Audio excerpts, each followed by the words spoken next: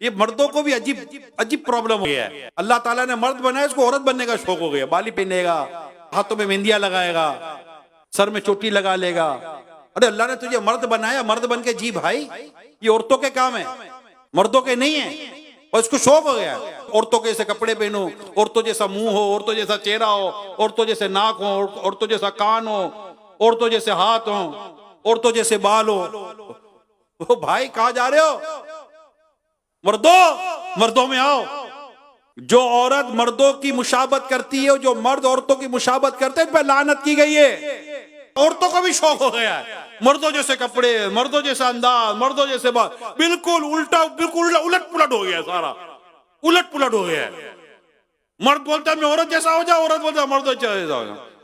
میرا آج عورت بننے کا دل ہو رہا ہے، اب کچھ بول رہا ہے.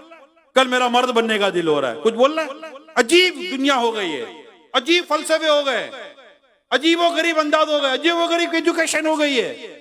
کوئی بولے میں آج سے مرد ہوں تو اس کو مرد مان لو، کوئی بولے میں آج سے عورت اس کو عورت مان لو. اب کچھ بول رہا ہے کچھ وراثت کا کیا کرو گے بھائی؟ مطلب بالکل فطرت نیچر سے ہٹ کر ہو رہا ہے. اور چل پڑی ہے قوم. آزادی ہے، آزادی. بھائی ایسی کون سی آزادی ہے؟ تمہیں اللہ نے عورت بنایا، عورت بن کے جیو. تمہیں اللہ نے مرد بنایا، مرد بن کے جیو. تو عورت بنایا تو عورتوں والی صفات دی ہے، مرد بنایا تو مردوں جیسی صفات بھی دی ہے. خالق کائنات نے ہماری تخلیق جو فرمائی اس کو سمجھے، وہ فطرت کے مطابق ہے.